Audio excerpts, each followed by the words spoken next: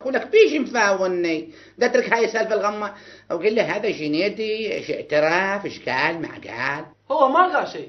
شلون اعترف؟ انا سمعت اللي بقلبي. اللي بقلبك شنو هي؟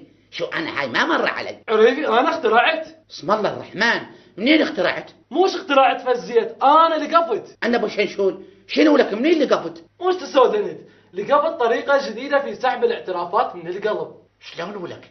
جاي تعرف كل هاي السوالف وضامها على ابوك؟ انا اقول لك شلون. اوقف المتهم قباله أي. واظل اتنوع على قلبه من حيث قلبه يسولف.